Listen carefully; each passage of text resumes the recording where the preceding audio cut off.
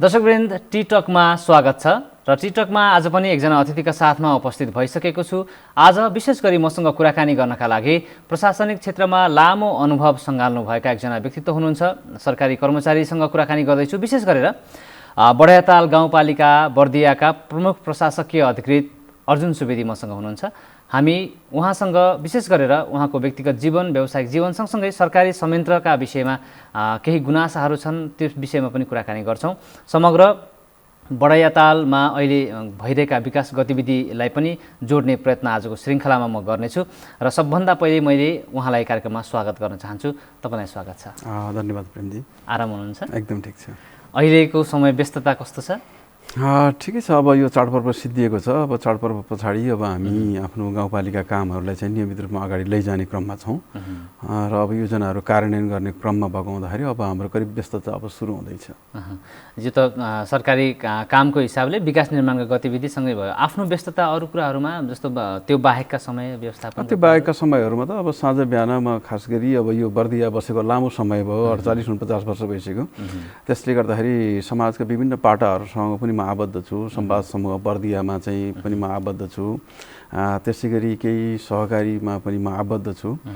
त्यो हिसाबले गर्दाखेरि साँझ बिहान विभिन्न ठाउँमा अब सामाजिक क्षेत्रका कामहरूमा पनि म प्रायः चाहिँ इन्गेज भइरहन्छु।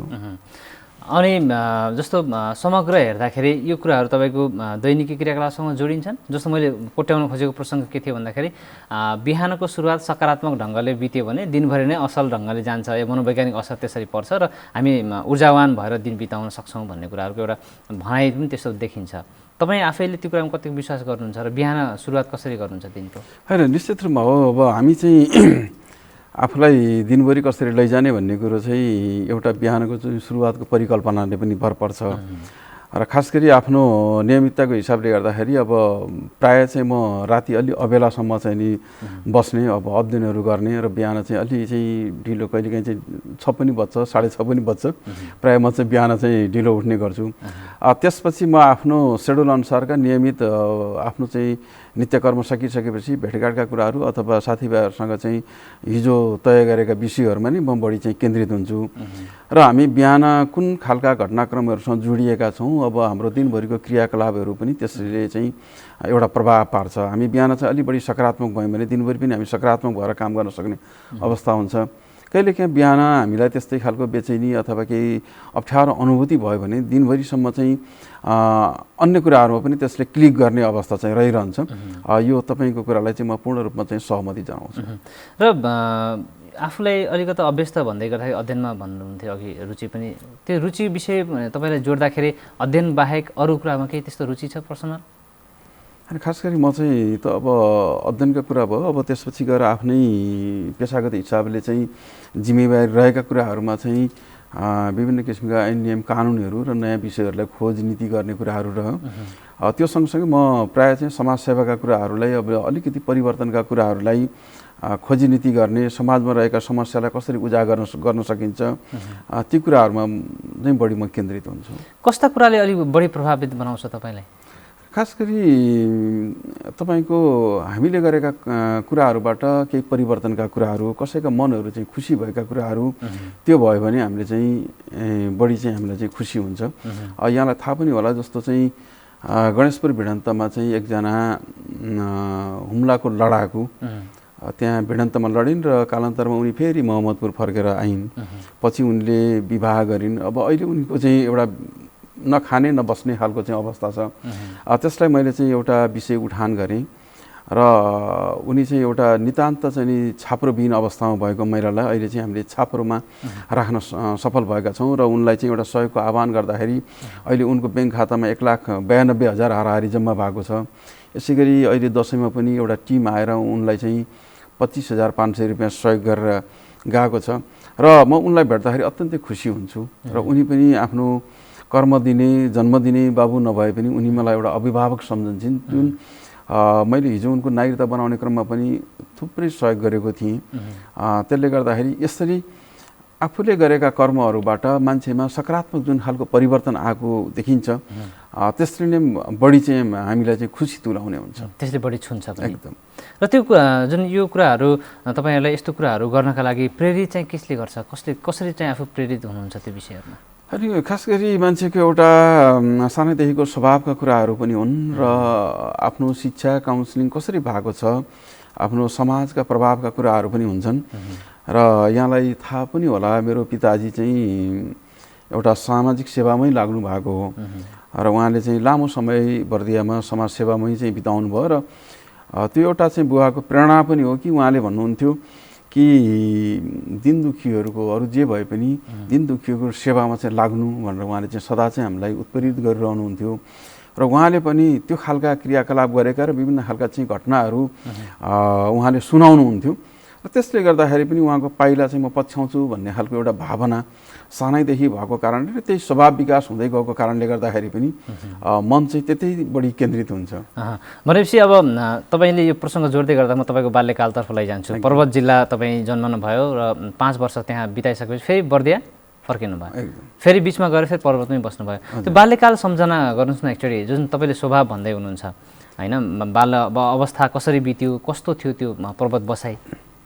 अब म चाहिँ 2024 सालमा पर्वत ठुली पोखरी वडा नम्बर 1 भूमि भन्ने ठाउँमा चाहिँ जन्मेको हुँ र त्यहाँको चाहिँ सानाका स्मृतिहरू त्यतिखेर चाहिँ हामी 29 साल चैतसम्म चाहिँ पर्वत बस्यौँ र त्यो बिचका स्मृतिहरूमा मलाई झल्याक झुलुक त्यहाँका चाहिँ उकाली ओह्राली हिँडेकोहरू, बुवाले चाहिँ डोराएर लिएर हिँडेका कुराहरू सम्झन्छु र त्यतिखेर चाहिँ एउटा बाल्य अवस्थाको चाहिँ एउटा उटपट्याङ घटना चाहिँ पनि म यहाँलाई सेयर गरौँ कि भाइ कोर्कामा सुतिरहेको अवस्था थियो, आमा चाहिँ खेतमा मेलापाता जानुभएको थियो, तर मेरो दिमागमा चाहिँ के आयो थाहा छैन, तर घरको नजिकै चाहिँ एउटा टौवा थियो र मैले चाहिँ भित्रबाट चाहिँ सलाई निकालेर टौवामा गएर चाहिँ नि आगो कोरेँ।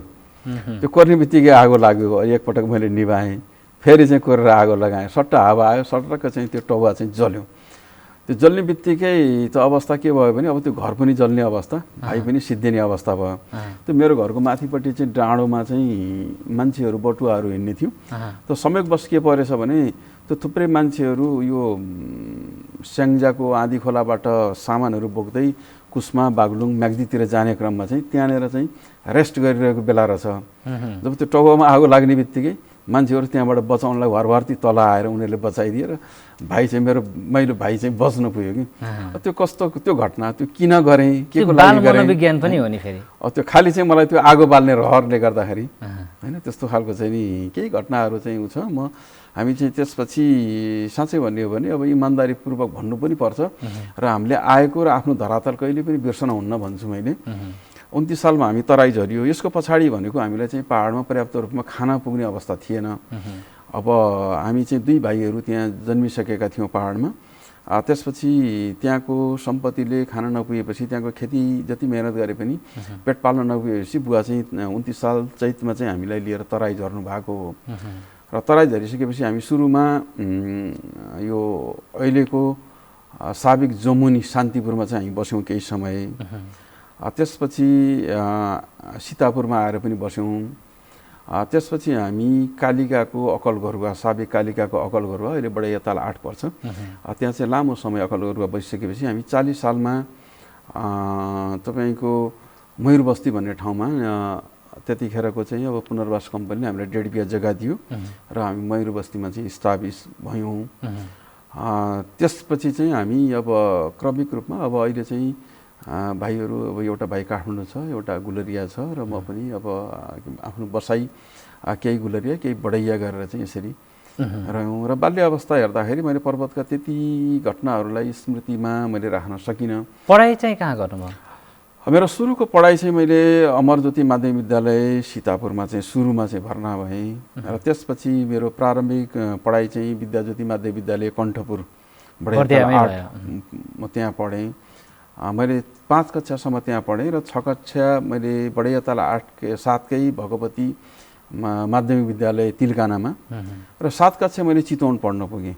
फेरि संयोग कि संयोग त्यतिखेर चाहिँ यहाँ पढाइ त्यति थिएन। चितवन पढ्न पुगेँ 7 कक्षा र फेरि चाहिँ मलाई एउटा पारिवारिक माया ममता र होमसिकको कारणले गर्दाखेरि म फेरि फर्केर 8 कक्षा चाहिँ म शारदा माध्यमिक विद्यालय मैनापखरमा पढेँ। त्यसपछि हाम्रो पहाडमा भएको अलिकति जग्गाहरू नापी नक्सा चलेको थियो 40 सालमा र त्यस क्रममा चाहिँ फेरि 40 सालमा पर्वत गएपछि मैले 9 र 10 चाहिँ जनता सुदर्शन माध्यमिक विद्यालय पर्वतमा पढेँ र मैले इन्टर चाहिँ पिएन क्याम्पस पोखरामा र ब्याचलर्स चाहिँ मैले महेन्द्र बहुमुखी क्याम्पस नेपालगञ्ज। त्यसपछि मैले बिएड चाहिँ सप्तगण्डकी क्याम्पस चितवन र पछाडि मास्टर त अब हामी सँगसँगै पनि गऱ्यौँ क्या अरे त्यहाँनिर शिक्षा चाहिँ यसरी गयो र म शिक्षाको हिसाबले गर्दाखेरि हामी जब तराई झऱ्यौँ त्यतिखेर शिक्षाको कुनै पनि अवस्था थिएन। बुवाहरूले नै स्थापना गरेको स्कुलमा पढ्नु पर्दाखेरि मैले 20 वर्षको उमेरमा चाहिँ मैले एसएलसी गरेको हुँ र त्यतिखेर चाहिँ विद्यालय थिएन। मैले अनौपचारिक रूपमै घरमा पढ्ने र औपचारिक हिसाबले पढ्नको लागि विद्यालय नभएको कारणले गर्दाखेरि अलि पछाडिको उमेरमा अलि पाको उमेरमा चाहिँ एसएलसी गर्न पुगियो। त्यतिखेर बर्दियाको अवस्थालाई हेर्दाखेरि तपाईँको बाटाघाटाहरू थिएनन्, मान्छेहरू पैदल हिँडेर नेपालसम्म जानुपर्ने र हाम्रो गाउँका पनि थुप्रै अग्रजहरू गुलरिया जुन महाकवि लक्ष्मीप्रसाद देवकोटा विद्यालयमा गएर चाहिँ अध्ययन गर्नुभएको थियो। यतातिर चाहिँ शारदा माध्यमिक विद्यालय स्कुल थियो तर हाम्रो भूगोलबाट टाढा थियो, हामी चाहिँ बचपनमा चाहिँ त्यसरी जान सकिन्थेन र पछि चाहिँ बुवाहरू सबै मिलेर कण्ठपुरमा स्कुल खोलेपछि चाहिँ हामीले त्यहाँ पढ्ने अवसर पायौँ र त्यो विद्यालयले त्यो बडैयाको वडा नम्बर 8 मा चाहिँ विशेष गरी एउटा शिक्षाको क्षेत्रमा अग्रणी भूमिका पनि निभाएको छ, जो हामी जस्ता व्यक्तिहरूलाई उत्पादन पनि त्यहाँबाट गरेको छ। भनेपछि पढाइमा त्यो अवस्थामा तपाईँ धेरै स्कुलहरू जाँदै गर्दाखेरि पढाइ प्रभावित हुने या पढाइमा चाहिँ कतिको क्षमता राख्नुहुन्थ्यो त्यो बेलामा? पढाइमा चाहिँ म अब प्रायः चाहिँ फर्स्ट सेकेन्ड हुने विद्यार्थी नै हुँ। त्यसैले गर्दाखेरि विभिन्न विद्यालयहरूमा जाँदाखेरि पनि मेरो पढाइमा चाहिँ खासै प्रभाव चाहिँ परेन। अब किनभने मलाई चाहिँ अलि पाको उमेरमा गइसकेको हुँदाखेरि मेरो घरमा चाहिँ बुवा आमाले सो अध्ययन गर्न लगाएर केही कुराहरू चाहिँ सिकाइसक्नु भएको पनि थियो। त्यसले गर्दाखेरि पढ्ने कुरामा रुचि राख्ने र आफ्ना विषयहरूमा दखल नै राख्ने गर्थेँ। जेठो सन्तान तपाईँ? एकदमै। र यसरी पढ्दै गर्दाखेरि एउटा जेठो सन्तानको हिसाबले पनि केही जिम्मेवारी त्यो बेलामा किशोर अवस्थामा त्यस्तो केही महसुस गर्नुहुन्थ्यो या बुवाले नै सबै कुरा व्यवस्थापन मिलाइदिँदाखेरि सहज भयो? खास गरी त्यतिखेर चाहिँ त्यो जीवनलाई त्यतिखेर अब यो 30 सालदेखि लगभग 40-42 सालको बिचको चाहिँ जीवन सम्झँदाखेरि हामी तराईमा बस्ने प्रायः चाहिँ हामी अभावमा थियौँ। अब तपाईँको चाहिँ एउटा कपडामै हामी वर्षभरि चाहिँ गुजार्नु पर्थ्यो। कतिपय दिनहरू सम्झँदाखेरि लगाएको जाँगेहरू फाटेर विद्यालय जाँदाखेरि चाहिँ लाज लाग्ने अवस्था भएर बोकेको झोलाले हामी पछाडि छोपेर पनि हामी विद्यालय जान्थ्यौँ र चप्पलहरू चाहिँ हामीसँग नभएर त्यही चप्पललाई चाहिँ पटक पटक सिलाएर पनि हामीले लगाउँथ्यौँ।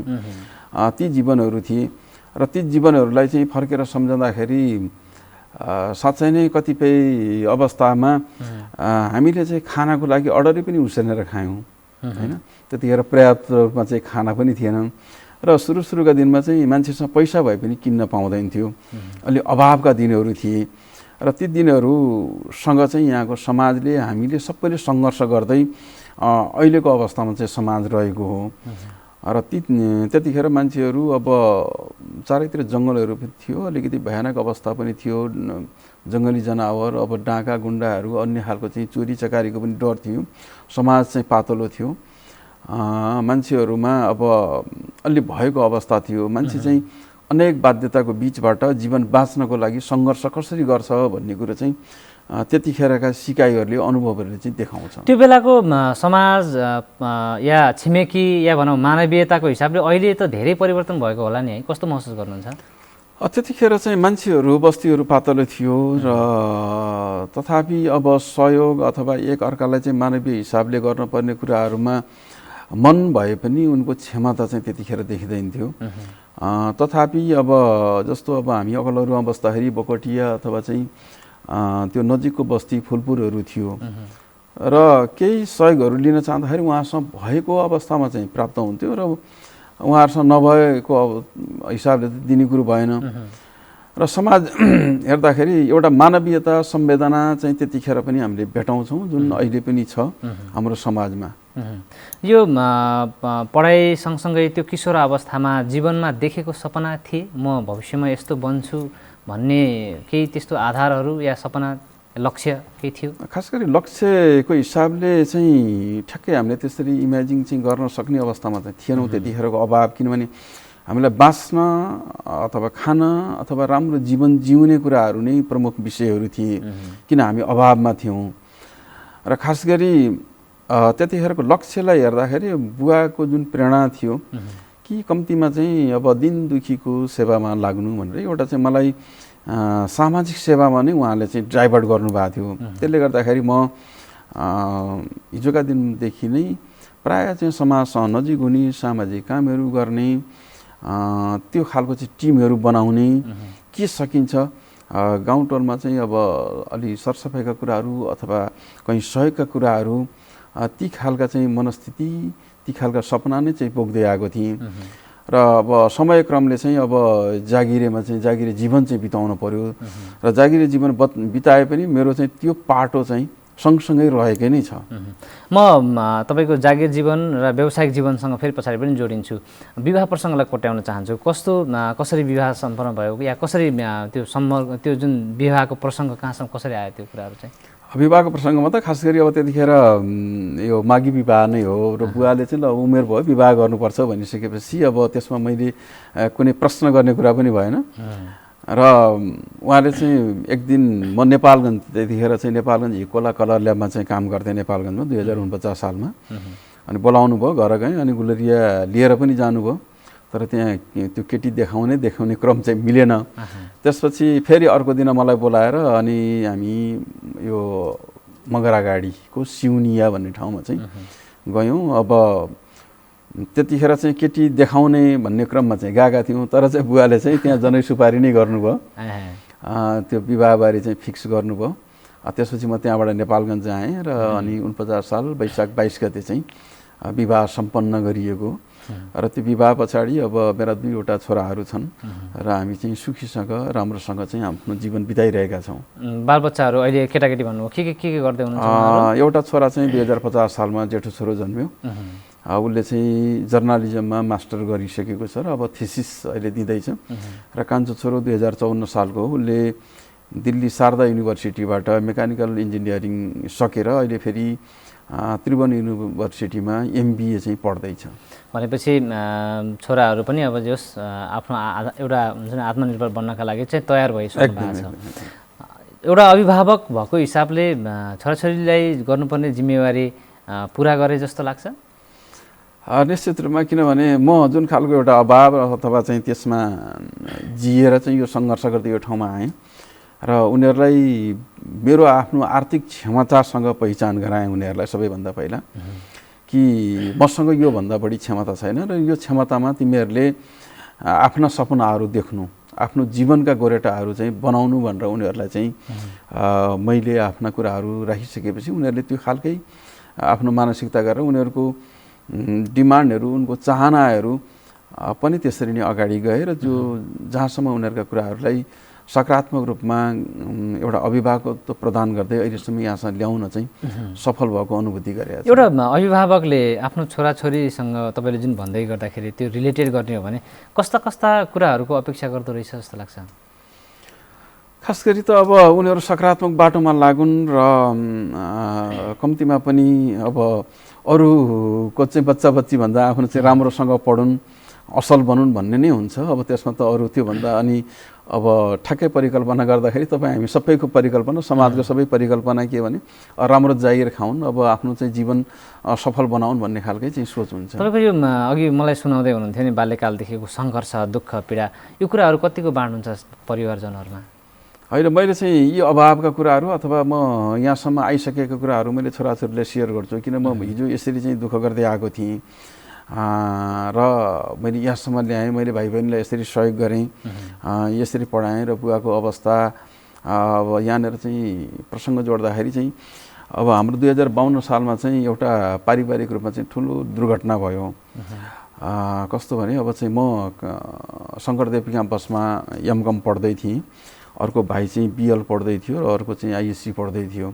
त्यो क्रममा चाहिँ 52 सालमा बुवाको चाहिँ मुटुमा पेसमेकरको चाहिँ मुटुमा समस्या आएर पेसमेकर राख्नुपर्ने अवस्था भयो।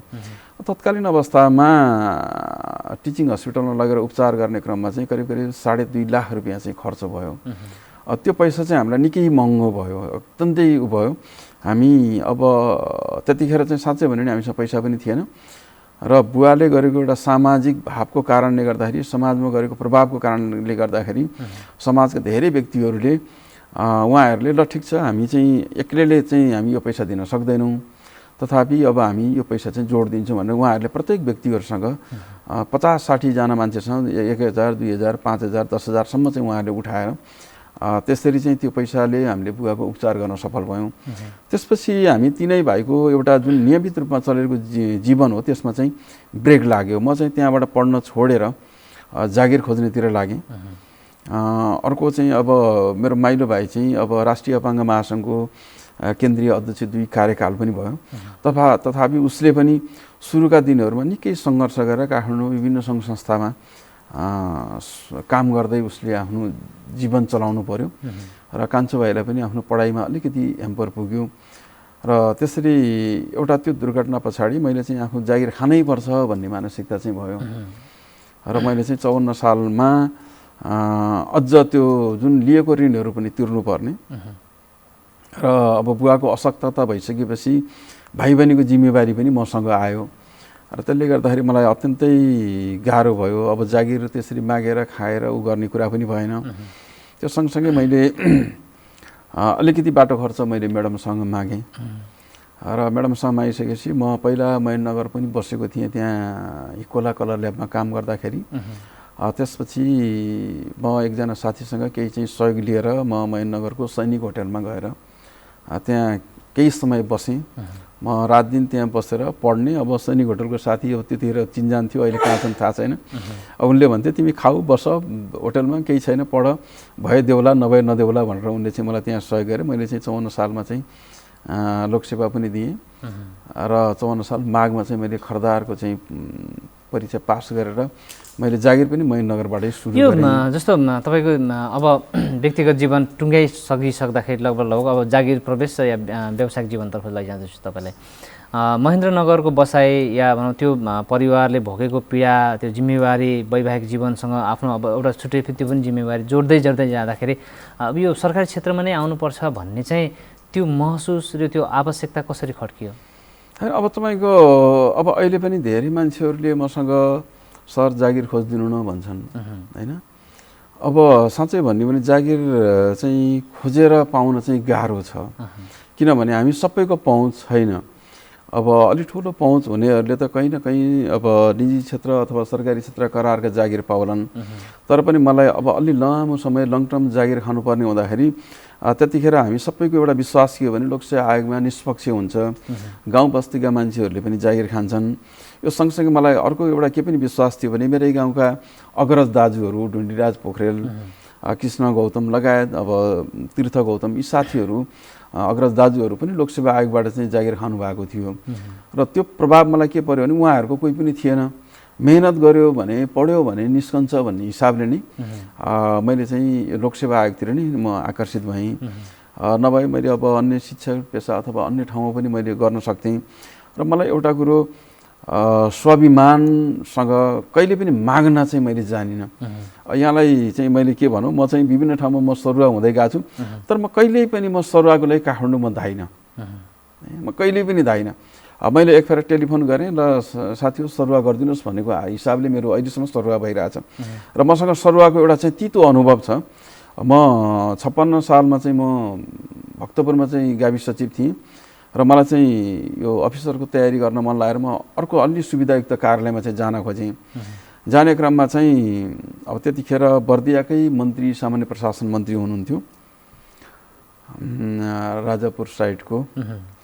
अब उहाँसँग गएँ, मैले चाहिँ निवेदन दिएँ, तर हाम्रा केही साथीहरूकै कारणबाट त्यो अगाडि बढेन। बल्ल बल्ल मैले त्यो कप्रोमा लिएर गएँ। कप्रोमा लिएर गइसकेपछि त्यो कप्रोको साथीहरूले गरेको व्यवहारको कारणले मलाई के लाग्यो भने जागिर खान अत्यन्तै सजिलो रहेछ, सरुवा गराउन अत्यन्तै गाह्रो रहेछ भन्ने चाहिँ बोध भयो र मैले निवेदन च्यातेर चाहिँ त्यहाँबाट हिँडेँ। यस्तो खालको चाहिँ अवस्था नेपालमा छ।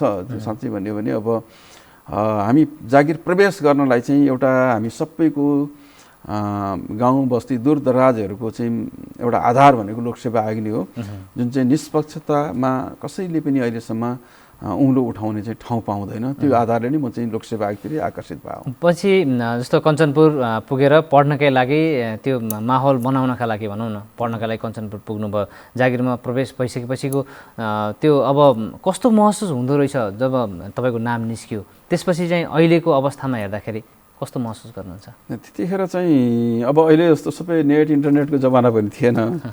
मैले चाहिँ त्यहाँ गएर परीक्षा दिएँ। अब त्यसपछि इन्टरभ्यू पनि दिएँ मैले। त्यतिन्जेलसम्म मैले घरमा त्यति भनेको पनि थिइनँ। र एक दिन चाहिँ बुवा आमा हामी यस्तै जाडो महिना थियो र आगो तापिरहेका थियौँ।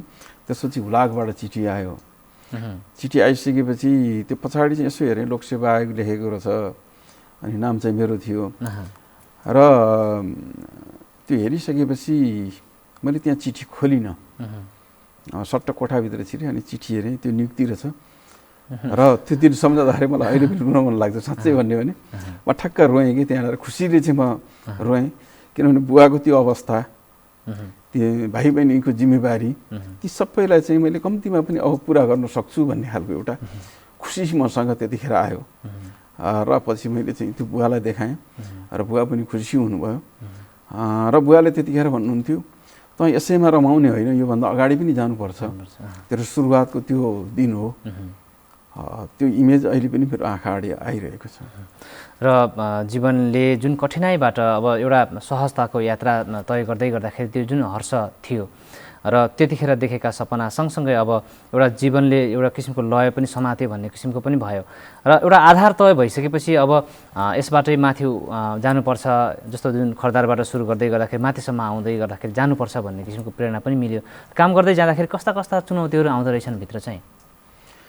अब तपाईँ जागिरै खाने क्रममा त विभिन्न खालका चुनौतीहरू हुन्छन् नै। अब तपाईँ जागिर खाने भन्दा पनि खाइसकेपछि या जागिरमा सेवा प्रवेश गरिसकेपछि नागरिकको समस्याहरूका विषयमा तपाईँको चाहिँ नि अब यसका विभिन्न पाटाहरू छन्। तपाईँको अब जागिर खाइसकेपछि मान्छेले आफ्नो वृत्ति विकासका कुराहरू हेर्छ। वृत्ति विकासलाई पनि धेरै कुराहरू अनुकूलता हुनु पर्यो। अब तपाईँको ठिक ठाउँमा चाहिँ सरुवा भएर पढ्नेदेखि लिएर सबै सुविधाहरू पाउनु पर्यो। कतिपय ठाउँमा चाहिँ ती अवस्थाहरू हुँदैनन्। पारिवारिक अवस्थालाई पनि हेरिनुपर्छ। कहिलेकाहीँ तपाईँ घर परिवारदेखि तपाईँ सहज रूपमा छोडेर बाहिर बस्न सक्ने कि नसक्ने ती कुराहरू पनि तपाईँको चाहिँ रहन्छन्। त्यो सँगसँगै कतिपय साथीहरू अब अलिकति कार्यालयको कारणले गर्दाखेरि पनि अब बाहिरी कुराहरू मा सोच्न नपाउने अवस्था, अब रमाएर बस्न सक्ने अवस्था पनि हुन्छन्। अब यो वृत्ति विकासको अवस्थालाई धेरै कुराहरू त्याग गर्दै गएका साथीहरू, अब सँगसँगै पढेका साथीहरू अब अहिले सहसचिव हुनुभएको छ। अब म यहाँ अफिसरसम्म छु होइन। अब यो वृत्ति विकास मैले आफ्नो पारिवारिक अथवा अन्य कारणहरूले चाहिँ मैले गर्न सकिनँ। यो सँगसँगै सेवा प्रवाहका कुराहरूलाई पनि साँच्चै भन्यो भने अब इमान्दारिताको हिसाबले हेर्दाखेरि धेरै कुराहरू चुनौतीको रूपमा चाहिँ आउँछन्। किनभने अब काम गर्ने क्रममा कतिपय क्रममा चाहिँ कानुनहरू चाहिँ अप्ठ्यारा छन्, कानुनहरू व्यवहारिक छैनन्, सहज रूपमा चाहिँ जनता कामहरू चाहिँ गर्न सकिँदैन। कहिलेकाहीँ कानुन मिचेर जाँदाखेरि आफूलाई पनि अप्ठ्यारो पर्ने परिस्थिति हुन्छ। र काम गर्ने क्रममा साँच्चै भन्यो भने हामीले चाहिँ जुन क्षेत्रमा हामीले काम गरेका छौँ त्यो कामलाई चाहिँ सम्पादन गर्ने क्रममा यो कामले मलाई भविष्यमा असर गर्छ कि गर्दैन भनेर हामीले सोच्नुपर्ने हुन्छ। यदि कानुनले कहिलेकाहीँ चाहिँ तपाईँलाई त्यो काम गर्न अप्ठ्यारो बनाउँछ र तथापि काम सम्पादन गर्दा भविष्यमा कुनै खालको चाहिँ अप्ठ्यारो पर्दैन भने पनि व्यवहारिक हिसाबले पनि कहिलेकाहीँ त्यस्ता कामहरू सम्पादन गर्नुपर्ने अवस्था हुन्छ। जस्तै यहाँलाई मैले चाहिँ अब जिल्ला प्रशासनमा म अलि लामो समय बसेँ। नागरिकता प्रदान गर्ने क्रममा पनि कतिपयका चाहिँ प्रमाणहरू नहुने हुन्छ। प्रमाण नहुने हुँदाखेरि पनि अब उसलाई नागरिकताविहीन बनाउन हामीले सक्दैनौँ। र तपाईँलाई लाग्यो नेपाली नागरिक हो भने चाहिँ नागरिकता चाहिँ दिन सक्ने चाहिँ त्यो अधिकार आफूमा हुन्छ। त्यसरी कहिलेकाहीँ हामी कानुनभन्दा थोरै चाहिँ दायाँ बायाँ गरेर व्यवहारिक कुराहरू विभिन्न किसिमले एनालाइसिस गरेर त्यसको चाहिँ जस्टिफिकेसनका कुराहरू राखेर पनि हामीले काम सम्पादन गर्नुपर्ने हुन्छ। र कतिपय ठाउँमा चाहिँ कानुन नै भन्दा दायाँ बायाँ हुन्न भन्दाखेरि कार्य सम्पादनमा चाहिँ सेवा लिने सेवाग्राहीहरूलाई चाहिँ अप्ठ्यारो अनुभूति चाहिँ हुनसक्छ। र त्यो कुराहरू गर्दै गर्दाखेरि कहिलेकाहीँ त्यस्तो हुन्छ नि, उहाँ सेवाग्राहीलाई अवस्था हेरेर उहाँको परिस्थिति हेरेर काम गर्न सकिनँ कि भन्ने खालको त्यस्तो केही नेगेटिभ महसुस हुन्थ्यो कहिले? अरू कहिलेकाहीँ के हुन्छ भने अब काम चाहिँ अब जस्तो अब मैले भने बर्दिया लामो समय बसेँ, विभिन्न मान्छेहरू चाहिँ मसँग जोडिएर राजनीतिक सामाजिक सबै मान्छेहरू जोडिएर मसँग आउनुहुन्थ्यो। र कहिलेकाहीँ चाहिँ कामहरू अब गर्नलाई चाहिँ मन लाग्ने र गरौँ भन्ने हुने। अब कहिलेकाहीँ अब आफूभन्दा माथिबाट चाहिँ अब सहायक प्रमुख जिल्ला अधिकारीबाट त्यसलाई एप्रुभमेन्ट लिनुपर्ने हुन्छ र उहाँहरूको सपोर्ट भएन भने र सपोर्ट पाइएन भने काम त्यो सम्पादन हुँदैन।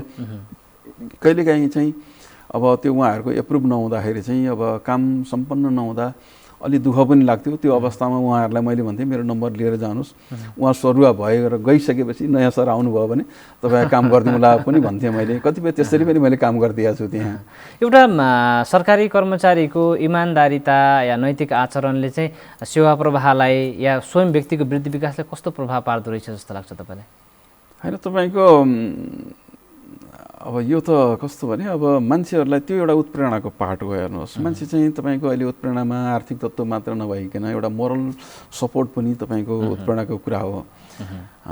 तपाईँले गरेको कामको सम्पादनबाट, हामीले गरेको कार्य सम्पादनबाट सकारात्मक कुराहरू हामी सुन्न पाउँछौँ भने त्यो एउटा ऊर्जा हुन्छ हामीलाई। एउटा सकारात्मक अघि तपाईँले भने जस्तै एउटा सकारात्मक ऊर्जा हामीलाई पैदा हुन्छ।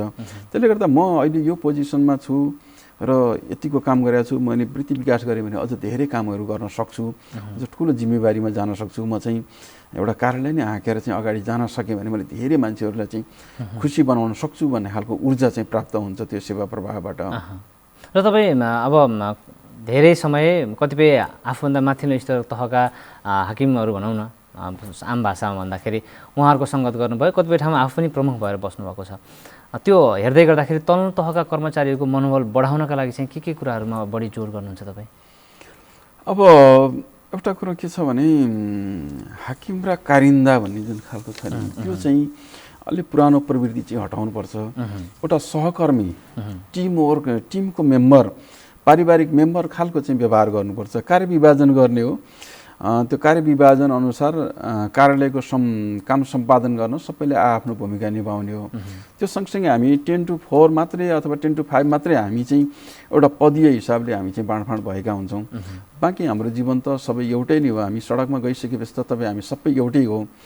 त्यसले गर्दाखेरि उहाँहरूसँग एउटा साथीभाइ जस्तै व्यवहार, परिवार जस्तै व्यवहार, अब उहाँहरूलाई अत्यन्तै अब कार्यालय बाहेकको समयमा पनि दाइ भाइ अब कसरी सम्बोधन गर्न सकिन्छ, एउटा निकटताको सम्बन्ध र कतिपय कुराहरूमा सामूहिक छलफल, सामूहिक कार्य सम्पादन, जिम्मेवारीको चाहिँ यथेष्ट चाहिँ अधिकार प्रत्यायोजन गर्ने कुराहरू, उनीहरूले गरेका कामको चाहिँ सपोर्ट गर्ने कुराहरू यो भइदियो भने एकदमै राम्रोसँग कार्य सम्पादन हुनसक्छ। त्यो कुराहरू चाहिँ मैले आफ्नो जीवनमा भोग्दै पनि आएको छु, त्यो खालको व्यवहार चाहिँ। र एउटा अब तपाईँ सरकारी क्षेत्रमा एउटा प्रतिनिधित्व गरिराख्नु भएको हिसाबले मलाई सोध्न मन लाग्यो, जस्तो धेरै नागरिकहरूले सरकारी कार्यालयहरूमा काम ढिला सुस्ती हुन्छ भनेर चाहिँ एकदम धेरै गुनासो बढ्ने गर्छ। त्यो कुरालाई चाहिँ कसरी व्याख्या गर्नुहुन्छ? त्यो त तपाईँको चाहिँ अब तपाईँ हामी पनि अब अन्यत्र गयो भने त्यो भोग्नुपर्छ। मैले मेरै कार्यालयमा पनि सम्भवतः कतै त्यस्तो पब्लिकहरूले भोग्नु परेको अवस्था पनि हुनसक्छ। मुख्य गरी के हो भने हामीले कुनै पनि काम आफ्नो टेबलमा आइसकेपछि त्यो कामको सँग सम्बन्धित कागजातहरू हेरेर त्यो गर्न सकिने हो भने तुरुन्तै गरिदिनुपर्छ। नसक्ने हो भने त्यसको पछाडि तपाईँ यो कागजहरू पुगेन, यो लिएर आउनुहोस्, यो प्रमाण जुटाउनुहोस्, म गरिदिन्छु भनेर स्पष्ट जवाब दिनुपर्ने हुन्छ।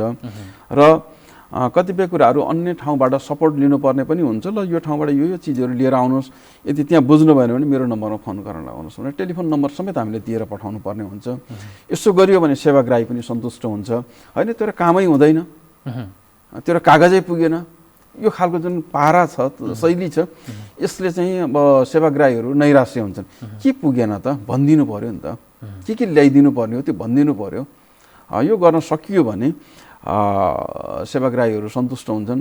र अहिले पनि समग्र रूपमा हेर्दाखेरि नेपालको कर्मचारी प्रशासन अझै पनि सेवा मैत्री चाहिँ प्रष्ट रूपमा अहिले पनि देखिँदैन। अहिले पनि नेपालको निजामती प्रशासन, समग्र चाहिँ प्रशासनले आफूलाई परिवर्तन गर्न चाहिँ सकेको छैन। परिवर्तन गर्न जरुरी चाहिँ छ, एकदमै जरुरी छ नि। किनभने हामी त जनताप्रति सेवा भाव गर्ने भनेरै हामी आएको हो भनेपछि कतिपय ठाउँमा चाहिँ तपाईँ सूक्ष्म रूपमा गएर कार्यालयहरूमा हेर्नुभयो भने अब सेवाग्राहीहरूसँग गरेको व्यवहारहरूले तपाईँ हामीलाई पनि कतै कतै चाहिँ ठेस पुर्याउँछ।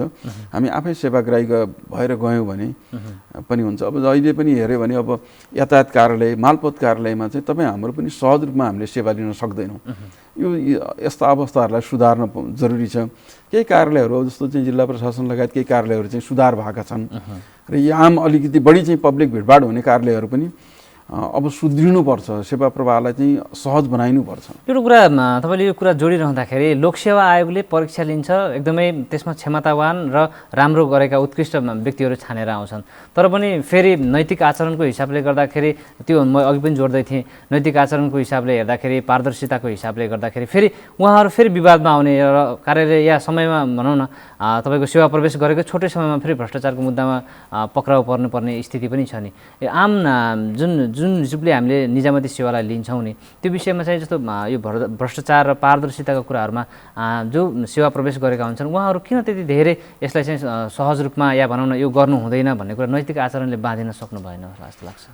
यसका अब तपाईँको विभिन्न कारणहरू छन्। अब अहिले चाहिँ तपाईँको साँच्चै हेर्ने हो भने अब नेपालको अवस्थामा अब करप्सन चाहिँ साँच्चीकै अत्यन्तै वृद्धि भएको अवस्था तपाईँ हामी सबैले स्वीकार्नुपर्छ, होइन, त्यो खालको अवस्था छ।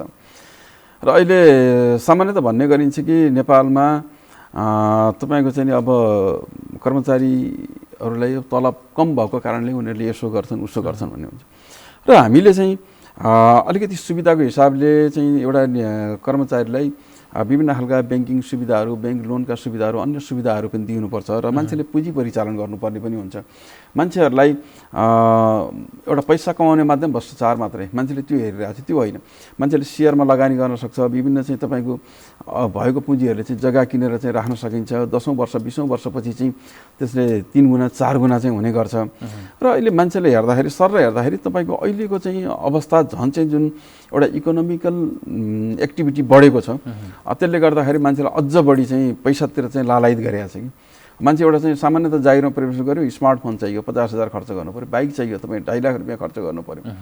त्यसले वैकल्पिक चाहिँ नि खोजी गरिरहेको अवस्था त्यो चाहिँ भेटिन्छ कि मान्छेमा हामीले सुरुमै चाहिँ तपाईँको सकारात्मक रूपमा सकारात्मक हुने गरी यी गलत कुराहरू नगर्ने गरी चाहिँ पठाउनुपर्छ। यो सँगसँगै कतिपय कुराहरू मान्छेले कहीँ न कहीँ चाहिँ अन द स्पट तलमाथि गर्छ भने त्यसलाई चाहिँ जागिरबाटै अवकाश गर्ने खालको चाहिँ कानुन हुनुपर्छ भन्छु मैले। त्यो भएन भने चाहिँ यी कुराहरू निर्मूल हुन सक्दैन। यो अब म तपाईँलाई फेरि अब बडाइताल गाउँपालिकाको विकासमा जोड्दैछु। कस्तो प्रक्रिया छ अहिले चाहिँ, कस्तो किसिमको विकास गतिविधिहरूमा बडाइताल केन्द्रित भइरहेको छ? खास गरी अब म त्यहाँ गएको गत साल माघमा हो। माघपछि चाहिँ त्यहाँ कोरोनाको कारणले गर्दाखेरि गत सालका धेरै विकास निर्माणका कुराहरू चाहिँ प्रभावित भए। तथापि अब यसपटकको हाम्रो बजेट तथा नीति कार्यक्रम पास भएर अब हामी कार्यान्वयनको चरणमा छौँ र बडाइताल गाउँपालिकाले अहिले मुख्य गरी पूर्वाधारको विकासमा बढी जोड गरेको छ। खास गरी बाटोहरू, विद्यालयको भवनहरू यसमा चाहिँ बढी जोड गरेको छ र यो सँगसँगै अलिकति जनताका आधारभूत कुराहरूमा कृषिलाई अगाडि बढाउने कुराहरू, पशुपालनलाई अगाडि बढाउने कुराहरू, केही व्यावसायिक तालिमका कुराहरू र जनजाति विभिन्न लक्षित कार्यक्रमहरूलाई चाहिँ अगाडि बढाएको छ। यो सँगसँगै अब यो मुख्यमन्त्री कार्यक्रम, प्रधानमन्त्री रोजगार कार्यक्रम लाई पनि आबद्ध गरेर मान्छेहरूलाई रोजगारीका कुराहरू दिने कुराहरूलाई पनि अगाडि बढाएको छ। यो सँगसँगै आवासका कार्यक्रमहरू रहेका छन् र त्यसलाई हामी अब निरन्तर रूपमा अगाडि लैजाने क्रममा चाहिँ अब यसपटकको आर्थिक कार्यक्रमलाई कार्यान्वयनको चरणमा छौँ हामीले। यो बडाइताल स्वयं एउटा पर्यटकीय क्षेत्र र ऐतिहासिक नामबाट पनि जोडिन्छ। बडाइताल जुन ताल छ त्यसको विकासका लागि चाहिँ पर्यटकीय क्षेत्रको विकासको लागि कस्तो प्रक्रियाहरू चलिरहेछन् के गतिविधिहरू? त्यो चाहिँ अब त्यो गाउँपालिकाको नामै त्यही तालबाट नामाकरण पनि भएको छ र त्यो ऐतिहासिक ताल पनि हो जुन 100 भन्दा बढी बिघामा फैलिएको छ र त्यसको चाहिँ गत साल मात्रै त्यसको डिपिआर बनेको छ। त्यो डिपिआर प्रदेश सरकारको सहयोगमा बनेको कारणले गर्दाखेरि अब हामीले पनि केही पैसाहरू एलोकेट गरेका छौँ र प्रदेश सरकारले आफ्नो त्यो डिपिआर बनाइसकेपछि अब त्यसलाई एउटा गुरु योजना अनुसार अगाडि क्रमिक रूपमा लैजानेछ। अब त्यहाँ बडाइताल संरक्षण समिति पनि छ।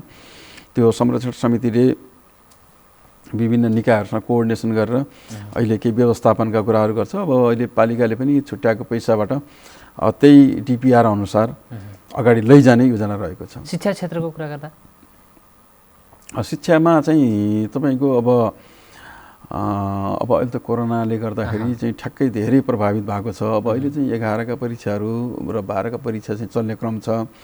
शिक्षामा चाहिँ अब म गइसकेको अवस्थामा बडाइतालमा अब यो खालको अवस्था कोरोनाको कारणले धेरै समस्याको अवस्था भयो। तथापि हामी अब यो चाडपर्व पनि सिद्धिएको छ। अब प्रत्येक पालिकाहरूले अब आफ्नो अवस्था हेरेर विद्यालयहरू सञ्चालन गर्ने भन्ने छ। अब हामी त्यतातिर चाहिँ बिस्तारै पाइला पनि चाल्नेछौँ। खास गरी अब शिक्षाको अवस्थामा बडियाताल गाउँपालिकाले विद्यालय भवनहरू निर्माण गर्ने, अब त्यस्तो चाहिँ समस्या भएको विद्यालयहरूलाई आर्थिक सहयोग गरेर अगाडि लैजाने कामहरू चाहिँ गरिरहेका छ। दलित समुदाय या पछाडि परेका वर्गहरूको लागि तालिमहरूको कुराहरू, रोजगारी सिर्जनाका कुराहरूमा चाहिँ कतिको जोड गर्नुहुन्छ?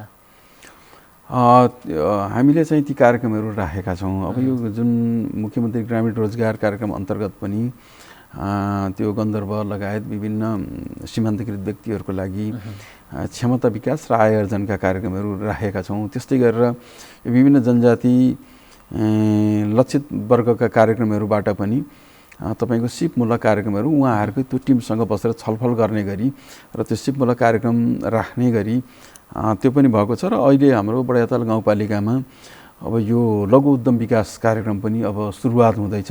त्यसले गर्दाखेरि पनि धेरै मान्छेहरूलाई त्यो रोजगारीका कुराहरू त्योसँग जोडिने र उद्यमीहरूलाई चाहिँ सपोर्ट हुनेछ। यो सँगसँगै हामीले राष्ट्रिय वाणिज्य ब्याङ्कसँग सहकार्य गरेर 100 जना युवाहरूलाई जो उद्यमी बन्न चाहनुहुन्छ उहाँहरूलाई ऋणको अभाव हुन्छ, त्यो ऋणको चाहिँ सुनिश्चितता हुने गरी चाहिँ राष्ट्रिय वाणिज्य ब्याङ्कसँग हामीले चाहिँ अब छिट्टै नै हाम्रो चाहिँ एउटा सम्झौता पनि हुँदैछ। र अब हामी कार्यक्रमको अन्तिम चरणमा छौँ। मसँग एक दुईवटा जिज्ञासा छन् तपाईँका लागि। यो सरकारी क्षेत्रबाट या आफ्नो जागिरी जीवनबाट रिटायर भइसकेपछि त्यसपछिको जीवन कसरी बिताउने प्लान बनाइराख्नु भएको छ? मान्छेको एउटा सपना हुन्छ। मान्छे जागिरे भएपछि अब अलिकति 2-4 पैसा आफूसँग आएपछि आफ्नो ठाउँबाट नेपालगञ्ज जाउँ, काठमाडौँ जाउँ, पोखरा जाउँ, विभिन्न ठाउँमा चाहिँ घर बनाउँ, बसौँ भन्ने हुन्छ। अब यहाँलाई साँच्चै भन्दा म काठमाडौँ बस्दाखेरि अलि 2-3-4 आना जति जग्गा किनेको थिएँ, त्यो बेचेर मैले कोलपुर किनेँ। कोलपुर पनि बेचेर मैले चाहिँ कालिकामा किनेको छु। र म चाहिँ जागिरे जीवन छोडिसकेपछि म अहिले गुलेरिया बस्छु। त्यो गुलेरियाको पनि ठाउँ छोडेर म कालिकामै आएर बस्ने र हिजो बुवाले चाहिँ नि आफ्नो जुन खालको एउटा काम गर्दै रहेका अधुरा उहाँका सपनाहरू छन्, त्यो सपनाको पछाडि हिँड्ने। उहाँले स्थापना गरेको वृद्धाश्रम छ, उहाँले स्थापना गरेका विद्यालयहरू छन्। तिनै ठाउँहरूमा एउटा सामाजिक जिम्मेवारी लिएर बाँकी जीवन चाहिँ आफ्नै ठाउँमा जहाँ म हुर्केँ बढेँ, जहाँ चाहिँ त्यो धुलोले त्यो माटोले मलाई यत्रो बनायो, त्यही माटोमा चाहिँ म आफूले आफ्नो बाँकी जीवन चाहिँ बिताउने चाहिँ मैले प्रण गरेको छु। त्यो अनुसारको मानसिक रूपमा म तयारी पनि छु।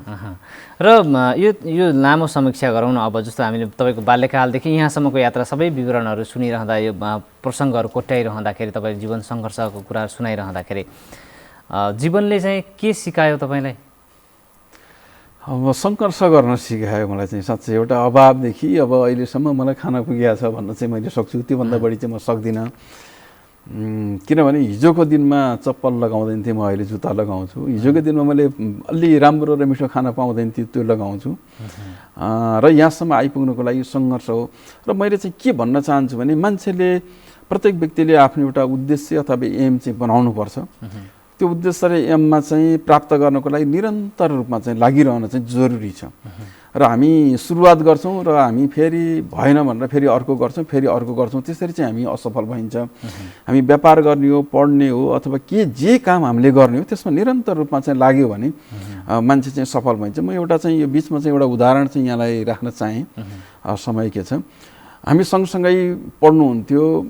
कालिकाको एकजना साथी केशव सापकोटा, म शीतला बजारमा हुनुहुन्छ।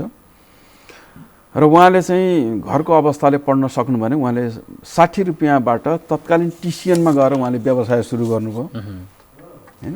त्यो व्यवसायमा निरन्तर उहाँ लाग्दा शीतला बजारमा उहाँहरूको 4-5 भाइको चाहिँ एक-एकवटा घर छ। उहाँहरूसँग करोडौँको अहिले जेथा छ, सम्पत्ति छ हैन। उहाँ निरन्तर रूपमा लागेर, म यो धेरै ठाउँमा मैले यो उदाहरण दिने गर्छु। म केशव सापकोटाजीलाई तपाईँको यो उदाहरण म प्रत्येक ठाउँमा दिने गर्छु भन्छु। मान्छे निरन्तर लाग्नु पर्यो। आफूले जुन एउटा लक्ष्य उद्देश्य प्राप्त गर्नको लागि चाहिँ त्यो गर्न सकियो भने चाहिँ हुन्छ। जस्तो चाहिँ अब म जागिर खानुपर्ने मेरो बाध्यता थियो। बुवा बिरामी सारा भइसकेपछि जागिरै खानुपर्छ भने निरन्तर रूपमा लागि पढेँ, म आफ्नो उसमा लागेँ। भनेपछि कुनै पनि व्यक्ति सफल बन्नका लागि त्यो क्षेत्रमा जुन आफूले लागेको, आफ्नो इच्छा भएको क्षेत्रमा आफूले गरिरहेको काममा चाहिँ निरन्तरता दियो भने सफल भइन्छ।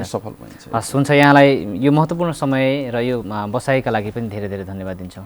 मेरो पनि धेरै धेरै धन्यवाद छ प्रेमजीलाई। अब मलाई यहाँको महत्त्वपूर्ण सञ्चार माध्यम नेपाल टेलिभिजन क्षेत्रीय प्रसारण कोलपुरबाट चाहिँ आफ्ना भावनाहरू आफ्ना बुझाइहरू चाहिँ राख्ने मौका दिनुभयो। यसको लागि यहाँलाई पनि धेरै हार्दिक आभार र सम्पूर्ण टेलिभिजन परिवारप्रति पनि हार्दिक आभार व्यक्त गर्न चाहन्छु। धन्यवाद। दर्शकवृन्द, हामीले कुराकानी गऱ्यौँ बढियाताल गाउँपालिकाका प्रमुख प्रशासकीय अधिकृत अर्जुन सुवेदीज्यूसँग। उहाँसँगको कुराकानी तपाईँलाई कस्तो लाग्यो प्रतिक्रिया जनाउन सक्नुहुनेछ। फेसबुक पेजमा हामीलाई प्रत्यक्ष हेरिरहनु भएको छ भने र टेलिभिजनबाट हेरिरहनुभएका तपाईँ सम्पूर्ण दर्शकवृन्दहरूलाई समेत धेरै धेरै धन्यवाद व्यक्त गर्दै कार्यक्रमबाट बिदा लिन्छु। नमस्कार।